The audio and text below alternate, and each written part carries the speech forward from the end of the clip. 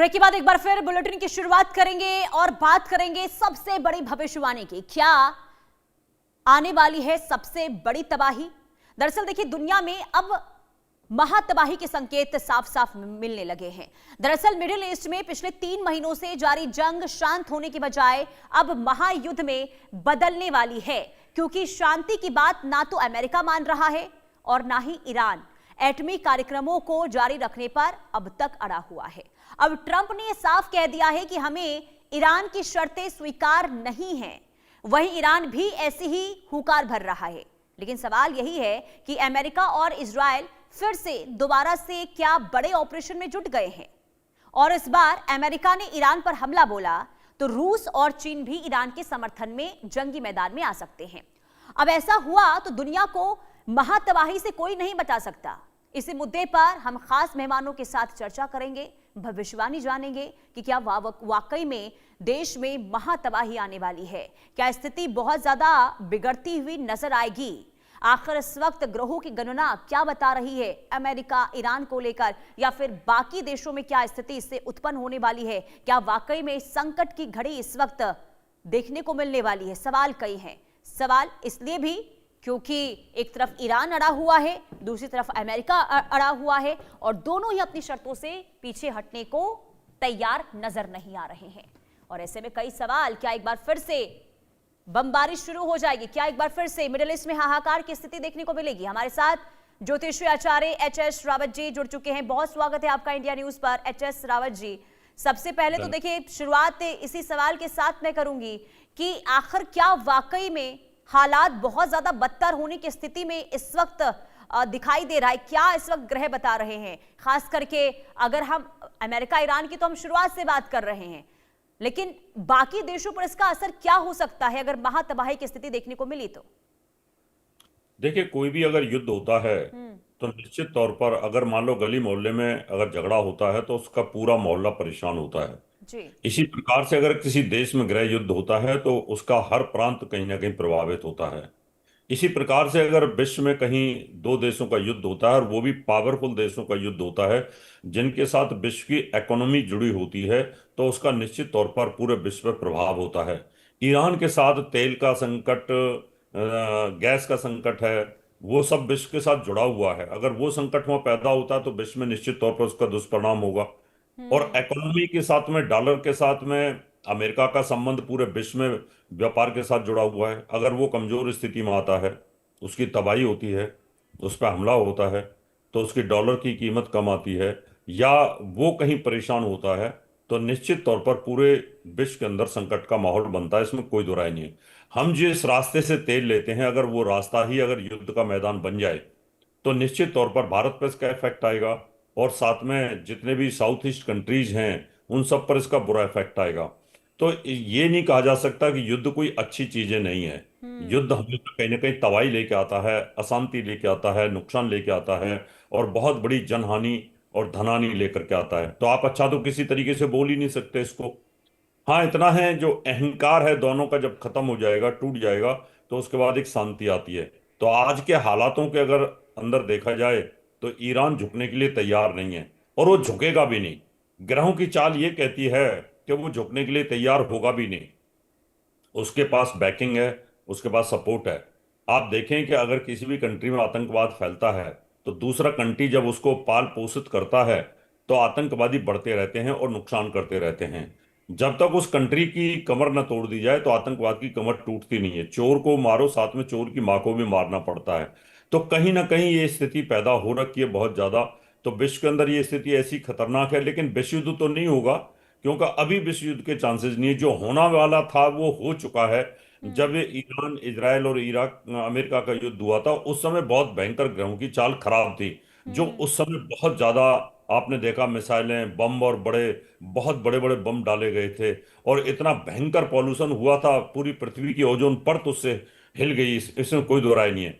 और आप देखते हैं कि वैसे इतनी सख्ती बनाते हैं कि ग्रीन रील लेके आइए, आप, ओजोन परत खराब हो रही है, वायुमंडल खराब हो रहा है, वातावरण खराब हो रहा है, और बर्फें पिघल रही हैं। लेकिन जब युद्ध आता है और विनाश लेकर के आता है, तो फिर आदमी भूल जाता है कि कोई मानवाधिकार आयोग भी है। जब ये भूल जाते हैं कि इन युद्धों की हीट का क्या परिणाम होगा वायुमंडल के ऊपर, क्या बर्फ के पहाड़ टूट टूट करके गिरेंगे, समुद्र का जो तल है वो ऊपर उठ जाएगा, फिर उस समय कोई नहीं देखता। उस समय आज ये हालात है कि सब गाड़ियों पर कंट्रोल कर रखा है, लेकिन जब युद्ध हो रहा है, जब इतने टनों के बम गिर रहे हैं और पूरे विश्व के अंदर उसकी तबाही हो रही है, टेम्परेचर कहाँ का कहाँ पहुंच रहा है, उस टेम्परेचर से बिल्डिंगें सड़ रही हैं, गिर रही हैं, कितना बुरा हाल हो रखा, तब कोई पूछने वाला नहीं होता। उस समय सारे जितने भी नियम होते हैं सब धता बता दिए जाते हैं। तो विनाश के कगार पर विश्व खड़ा हुआ है, इसमें कोई दो राय नहीं है। ग्रहों की चाल इस समय अभी भी बहुत खराब है, लेकिन 11 तारीख के बाद इसमें कुछ ना कुछ समझौता होने की बातें बनेंगी। और मुझे लगता है भी समझौता होने वाला है नहीं है, क्योंकि ईरान मानेगा नहीं, क्योंकि उनकी जितनी तबाही होनी थी, जितनी उनकी इज्जत खराब होनी थी, उनके सबसे बड़े धार्मिक नेता और सर्वोच्च नेता को मार दिया गया, उनके बड़े बड़े जितने भी कमांडर थे उनको मार दिया गया। अब वो ये चाहते हैं कि हम तो डूबेंगे सनम, तुम्हें भी लेकर डूबेंगे। तो वो अमेरिका के विनाश चाहते हैं, इसराइल का विनाश चाहते हैं, और उनकी सपोर्ट में रसिया और और चाइना है। आचार्य जी, जो आप भविष्यवाणी कर रहे हैं कि देखिए अभी हालात सुधरने वाले हैं नहीं, और साथ ही साथ आप ये भी भविष्यवाणी कर रहे हैं कि ईरान अभी झुकेगा नहीं, जो ग्रह बता रहे हैं। तो ऐसे में क्या ये माना जाए कि वर्ल्ड वॉर 3 की भी संभावना बन सकती है? क्योंकि अगर इस बार युद्ध शुरू हुआ तो चीन, रूस, ये सब भी समर्थन में आ जाएंगे ईरान के, और दूसरी तरफ इजराइल और अमेरिका पहले से रणनीति तैयार कर रहा है। तो ये माना जाए कि हालात जो है बहुत चिंताजनक हो सकते हैं। देखिए, वर्ल्ड वार पुनीता जी तब होता है जब कोई भी राष्ट्राध्यक्ष जो है बहुत ज्यादा अपनी इच्छाएं पाल लेता है। ठीक है। और वो इच्छाएं पाल लेता है, और साथ में उसके पास में मसौदा भी होता है और अम्निशन भी होता है। जैसे हिटलर ने अपनी जो उनकी बेइज्जती हुई थी पहले विश्व युद्ध में, फिर उसके बाद जर्मनी ने दोबारा से उसको तैयार किया, उसकी इच्छाएं थी कि मैं विश्व विजेता बन जाऊं।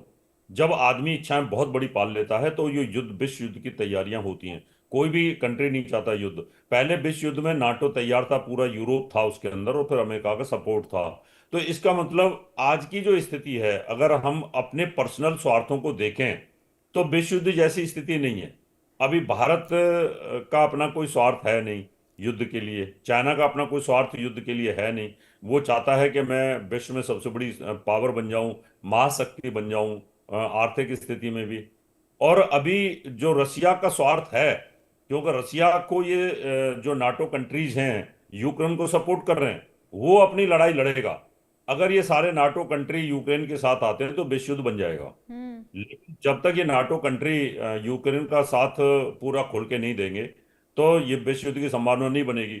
और विश्व युद्ध से दूरी बना के बैठा हुआ अमेरिका, अमेरिका के ऊपर कोई फर्क पड़ता नहीं है कि वो इतनी दूरी है कि वहां यहाँ से यूरोप से लड़ना या भारत से लड़ना, ऑस्ट्रेलिया से लड़ना इतना आसान काम होता नहीं है पुनीता जी। तो विश्व युद्ध तब बनता है जब दो महाशक्तियां के सारे देश दोनों तरफ बट जाएं दो गुटों में। तो इस समय दो गुटों में तो पूरा विश्व बटा हुआ नहीं है। नाटो अमेरिका का साथ नहीं दे रहा है ना, रशिया अपना स्वार्थ देख के बैठा है, चाइना अपना स्वार्थ देख के बैठा है, इंडिया को कोई लेना देना नहीं है, वो अपना अलग है। तो जितने भी लैटिन कंट्रीज हैं वो अलग हैं। साउथ जो मिडिल ईस्ट में ये इस समय उपद्रव चल रहा है, तो मिडिल ईस्ट में भी क्या है कि बहुत सारे लोग, बहुत सारे कंट्री डरे हुए हैं जो इस जी। युद्ध में सामने आना नहीं चाहते। उनकी आर्थिक स्थिति इतनी मजबूत हो चुकी है कि वो चाहते ही नहीं। अब यूएई है, वो इतना डेवलप हो चुका है, पूरे विश्व की इकोनॉमी वहां पर आ रही थी, तो वो नहीं चाहते कि युद्ध हो। और अगर युद्ध होता है तो वो तबाह हो जाएंगे। तो जो पूरे विश्व का पैसा वहां लगा हुआ है प्रॉपर्टीज के अंदर, बाकी जगह पर, तो वो सब तो वहां से वापस चले जाएंगे। एक समय ऐसा था लेकिन जो दुबई। इस वक्त अनिश्चितता का जो दौर देखने को मिल रहा है आचार्य जी, ये आखिर कब तक समाप्त हो पाएगा? क्योंकि देखिए, जो आप बता रहे कि ना वर्ल्ड वॉर 3 की संभावना है अब, लेकिन ईरान झुकेगा नहीं, अमेरिका मानेगा नहीं, तो आखिर ये चलेगा कब तक? क्या कभी देखिए समाप्त होगी ये जो तनातनी इस वक्त देखने को मिल रही है? पुनीता जी, जब तक डोनाल्ड ट्रंप हैं हम्म। और जब तक इजराइल में नेतन्याहू हैं, हम्म। तब तक ये दो नेता हैं, जब तक शांति की कल्पना नहीं की जा सकती। जब ये दो नेता हटेंगे तो दूसरे नेता आते हैं। उनका स्वभाव क्या है, वो इनसे भी ज़्यादा आक्रामक आते हैं या इनसे समझौतावादी आते हैं। कई बार हर जो नेता होता है, कोई भी देश का जो नेता होता है, उसकी कुंडली के ऊपर डिपेंड करता है वो किस नेचर का है। क्योंकि देश उसी हिसाब से चलता है। हम समझौतेवादी थे कि हमारे बहुत सारे नेता समझौतावादी थे, लेकिन समझौतावादी जब नहीं होते, इंदिरा गांधी समझौतावादी नहीं थी, नरेंद्र मोदी समझौतावादी नहीं है। एक लिमिट तक हम समझौतावादी हैं, उसके बाद तो फिर हम अटैकिंग नेचर में आते हैं।